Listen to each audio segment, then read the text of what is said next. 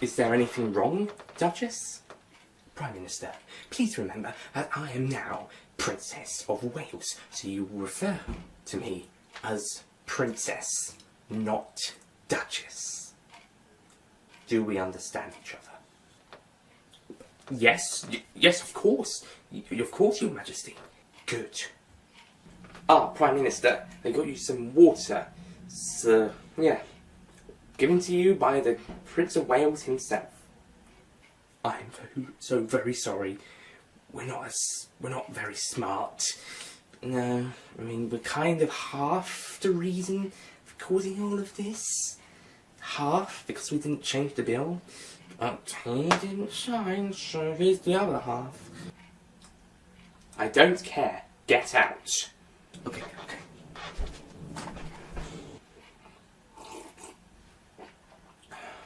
I'm gonna have to become king to save the day. Well, Super William to the rescue.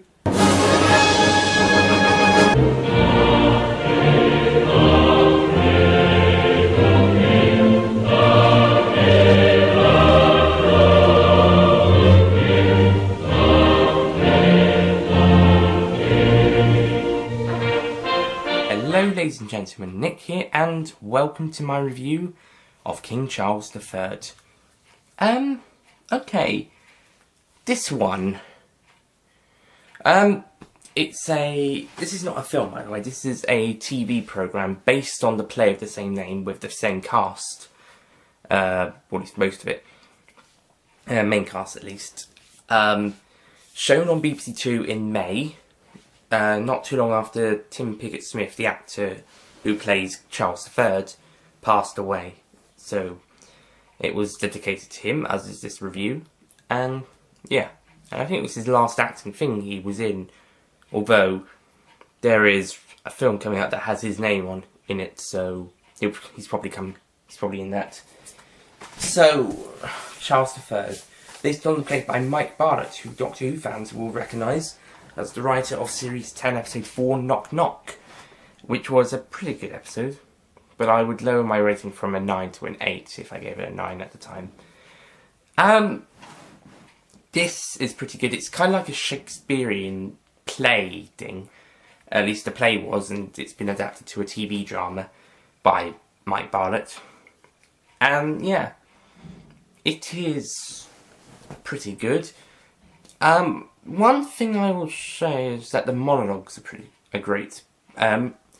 Charles III does great monologues, and there's also a good one by Kate, although how nobody else in the room hears her saying this stuff is questionable. I mean, her son, Prince George, and probably daughter, Princess Charlotte, and the, I'm going to say nursemaid, nanny, carer in the room, one of them should have heard her. I was like, Your Majesty, what are you talking about?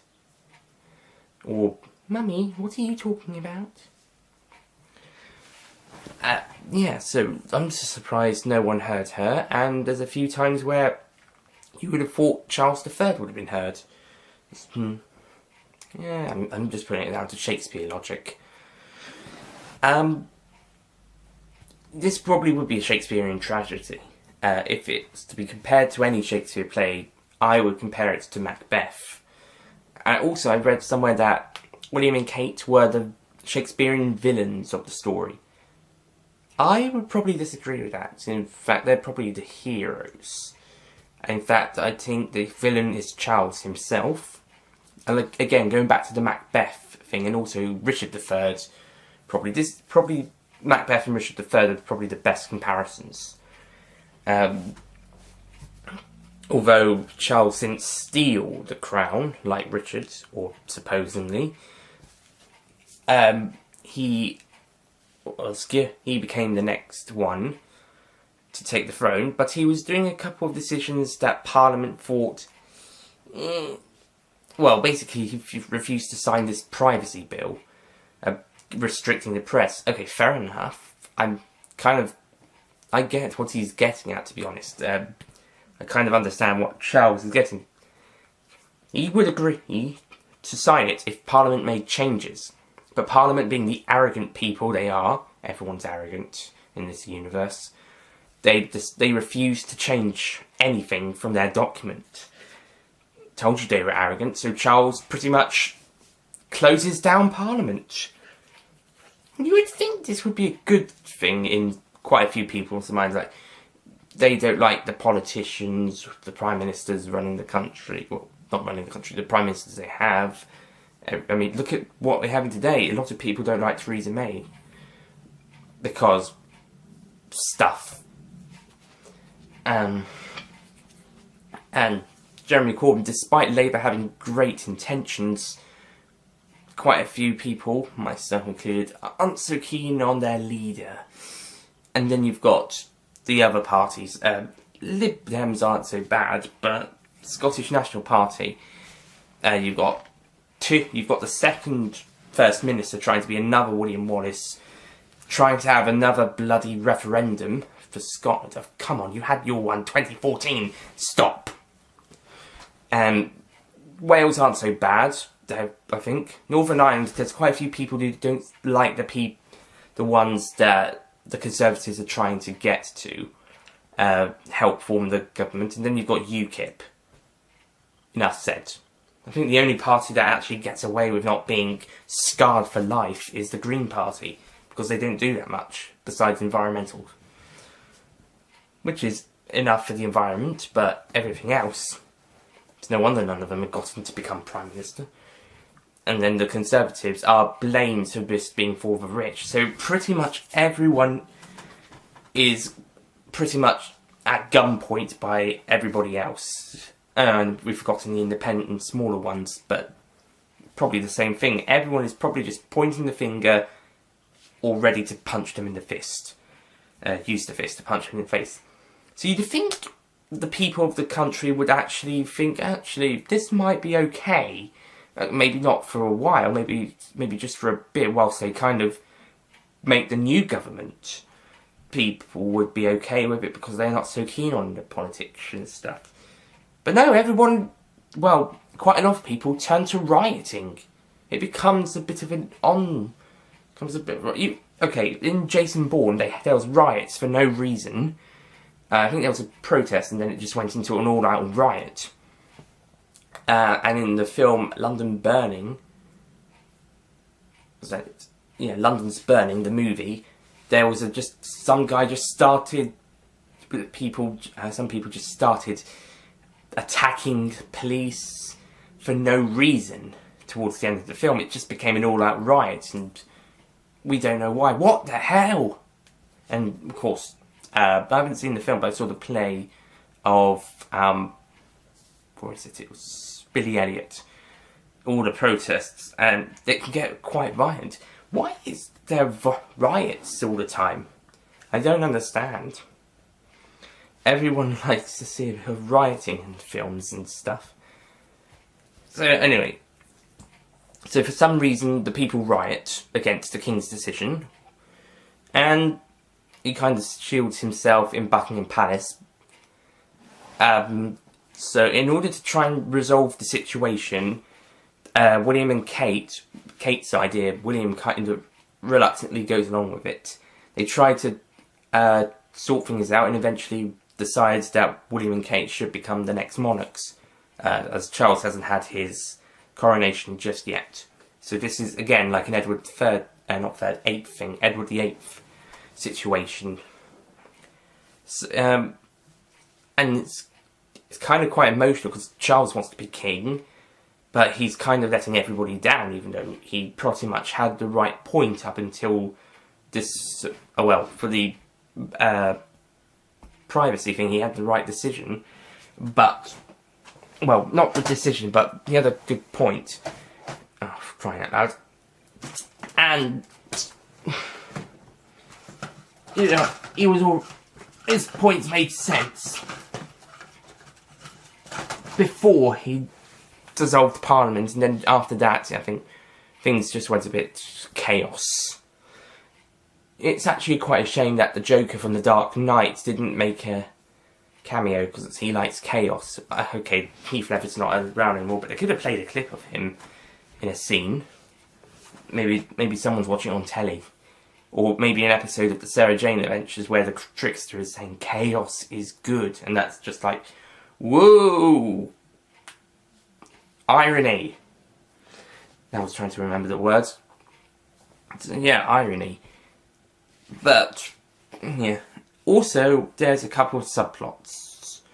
First subplot, and the main one throughout, is Harry having a relationship with this woman called Jessica, who is working class. Other subplots would probably include the Diana being seen by Charles, the Diana ghost, so a bit like the ghosts Macbeth used to see. And then there's probably also a couple of others, not really sure. Probably the William and Kate one. William also sees Diana at one point. I think it's basically just running on Charles III and his story, and how William, Kate and Parliament and the rest of the royal family are exposed to this, and how they're trying to resolve it. And then coming, say it's a train, you've got one zooming past, but another one trying to catch up very, very fast. Is the Harry and Jessica subplot, and everyone else is kind of left behind, only to catch up by the end.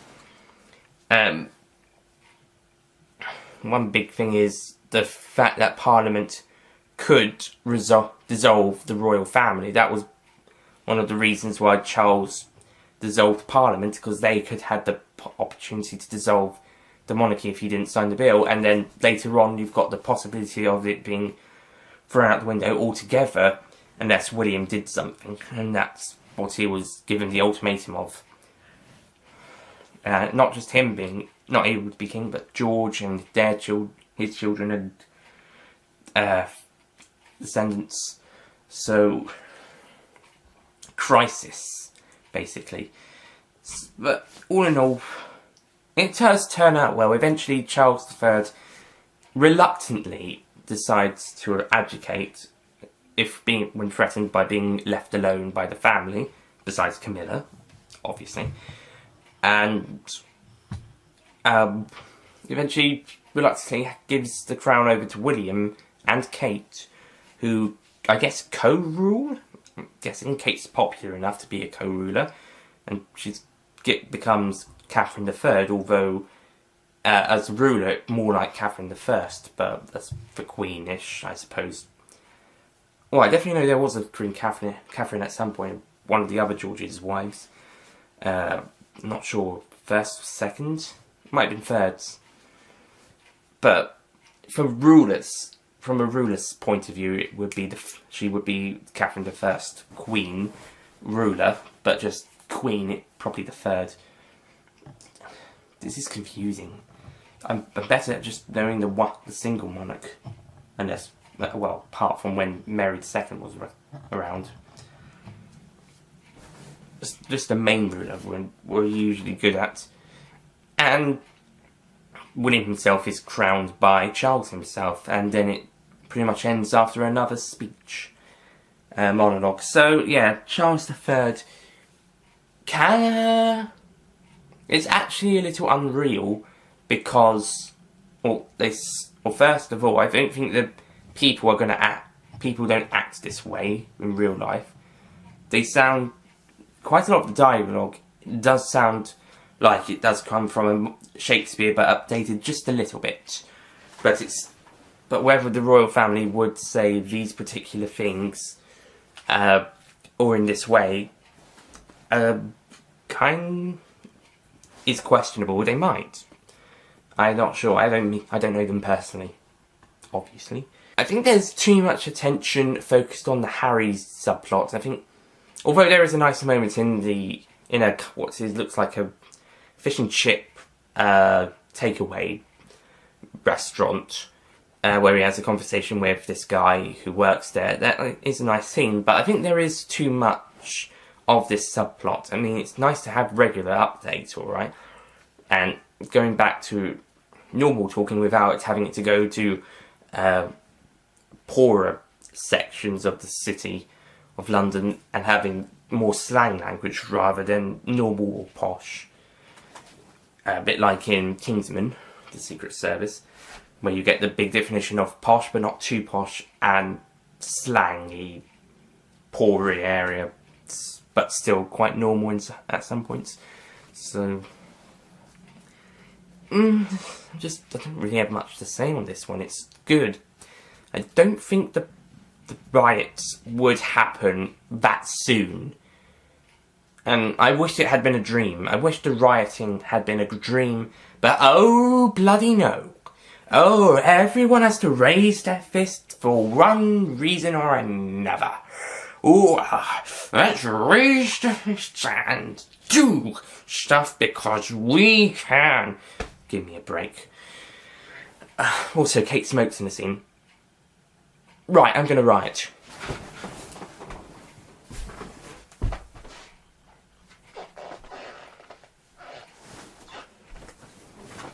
Okay, no I'm not. But, God, what? I don't think the real Duchess of Cambridge smokes. Because unhealthy stuff and all that. So, if she doesn't, this is a big insult. If she does,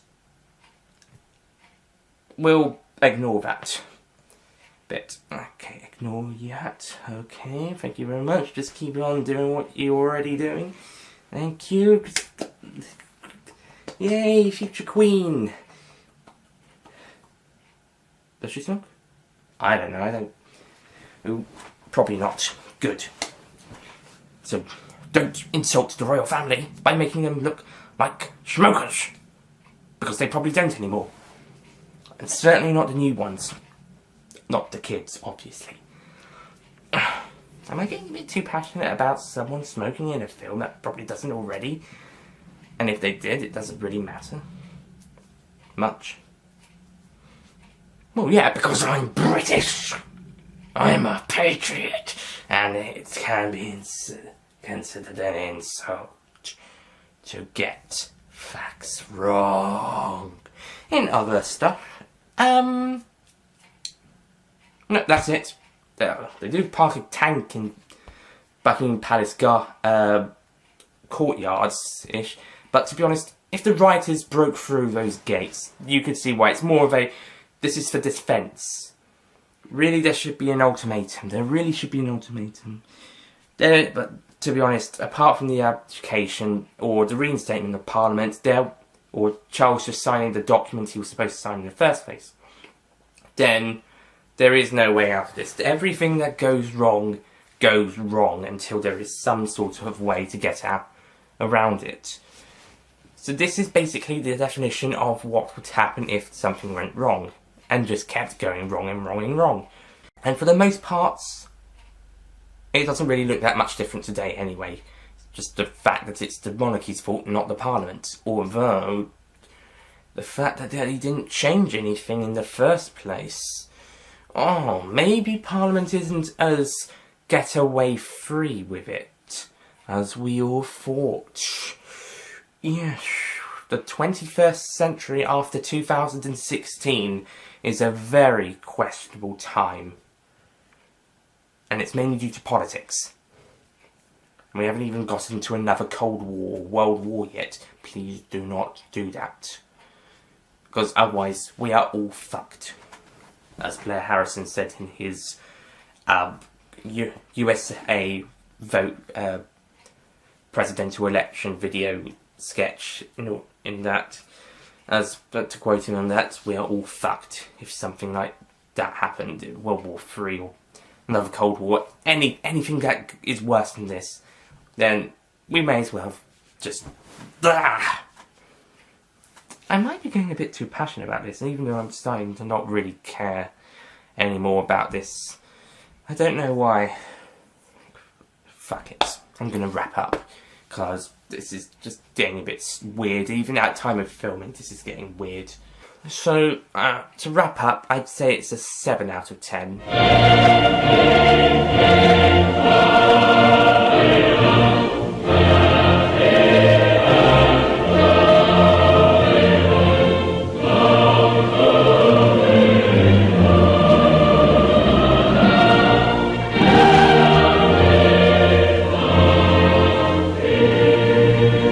I was giving it an 8. In fact, I did give it an 8, and then I just thought, no, stop. We're going back to the score, re-rating it. It's a nice drama, but I mean, I could sit for it. I won't go as far as calling it an abomination, but and I didn't like the subplots. I think there was too much of it. I mean, take out. Well, okay, some of it was alright. I liked a bit of it, but it started to get a bit repetitive. Well, not repetitive, just kept going. I think we should have had one from the point of view of the people, but had to make way for the Harry one. So, that was King Charles III. And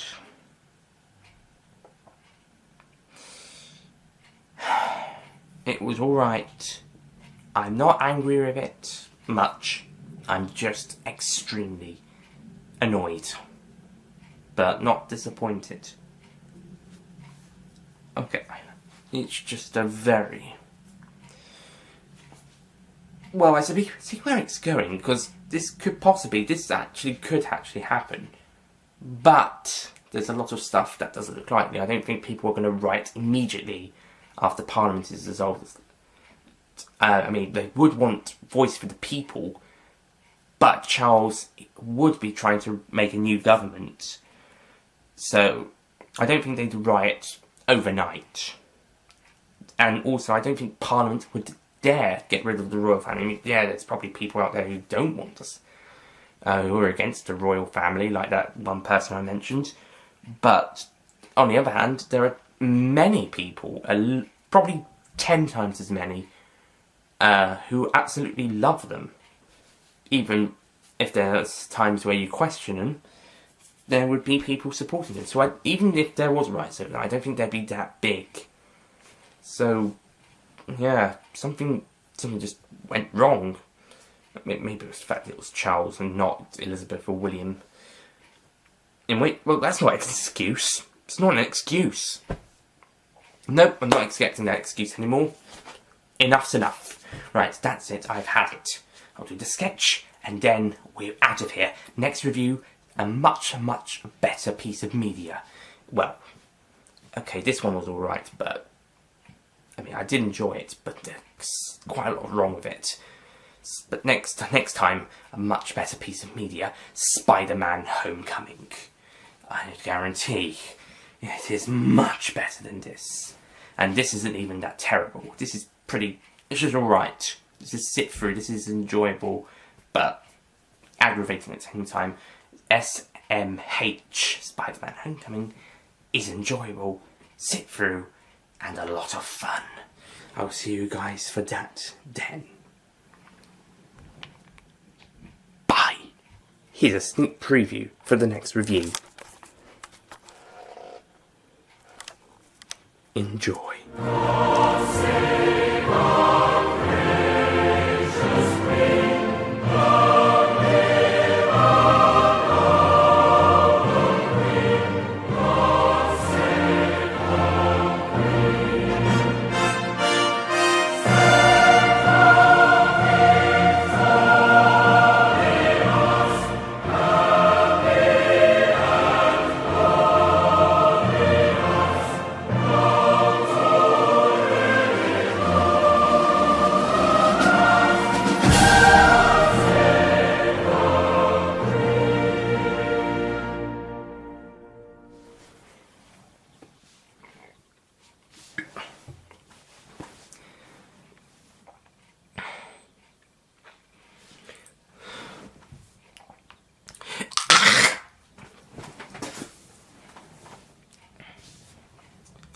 Thing.